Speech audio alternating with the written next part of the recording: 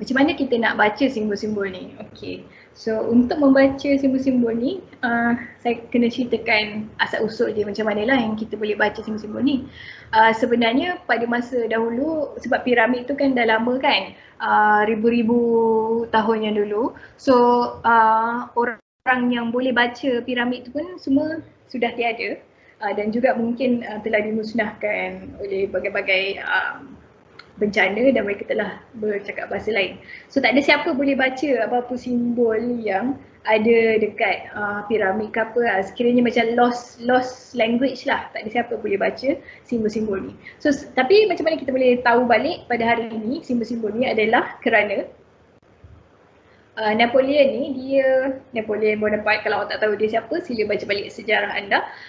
Dia menjajah Mesir lah pada tahun 1798, hujung abad ke-18 lah. Tapi Napoleon ni walaupun dia macam agak ganas, tapi dia pandai jugalah. Dia bawa askar dia 38,000, tapi ada juga ahli akademik 160 orang ahli matematik. Ada Gaspard dengan Fourier. Fourier ni saya rasa awak pernah dengar Fourier transform, Fourier series apa semua kan. Jean-Baptiste Fourier dengan Gaspard Monge ni dan ikut Napoleon pergi masuk Mesir. Okay.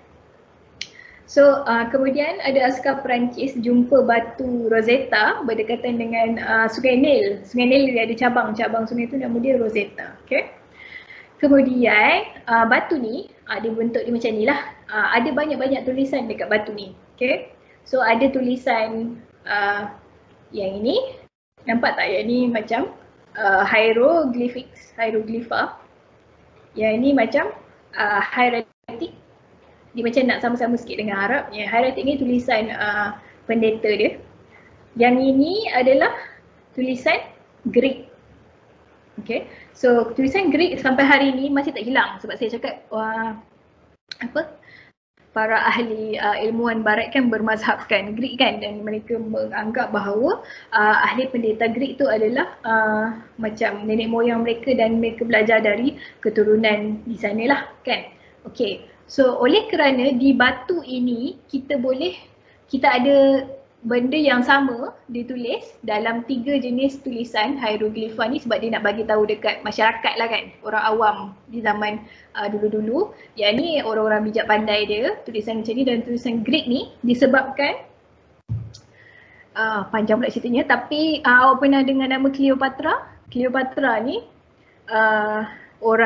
dia adalah keturunan Greek tapi dia menjadi permaisuri di Egypt. Dia lah permaisuri terakhir di Mesir yang dia mati, lepas tu dah tak ada keturunan raja-raja. Firaun lah, dia keturunan Firaun.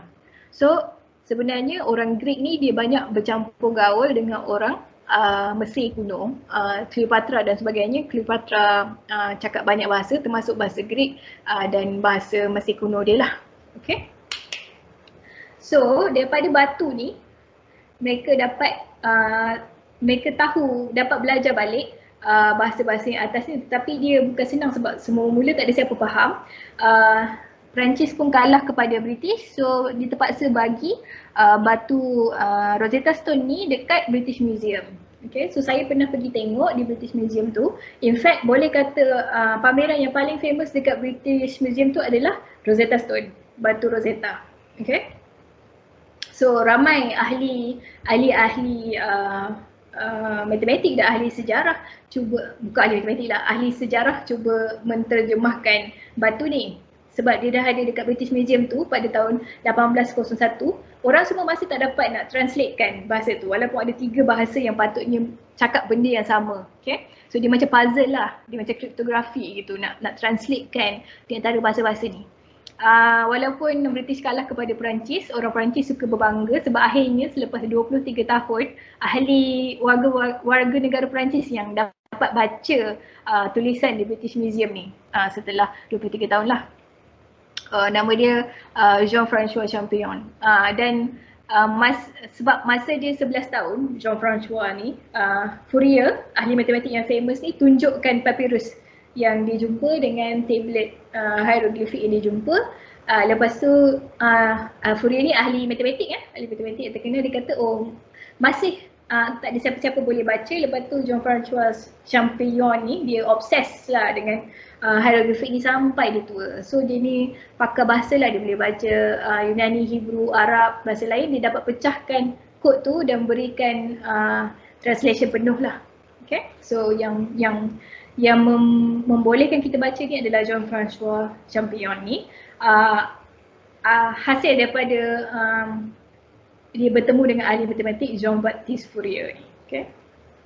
Okay, so itu macam mana kita boleh tahu maksud simbol-simbol ni. So sebab itulah saya kata sejarah di tempat lain mungkin banyak dan mereka mungkin telah dia dah tahu pun macam mana nak baca nombor semua kan. Tapi kita tak tahu macam mana nombor mereka. Mungkin kita macam saya cakap dekat Mohenjo-daro, tamadun Indus yang India tu masih belum ada orang boleh baca betul-betul dia punya nombor. Tamadun dekat Tanah Melayu ni lagi banyak orang tak tahu penemuan-penemuan dia, tapi disebabkan dekat Mesir ni dia ada piramid kan tak luput di zaman kan. Lepas tu ada jumpa papyrus, kertas-kertas tu. So orang ilmu tu, sejarah tu dapat diketahui. So bukan nak kata tempat lain tak ada, cuma tempat lain kita tak tahu.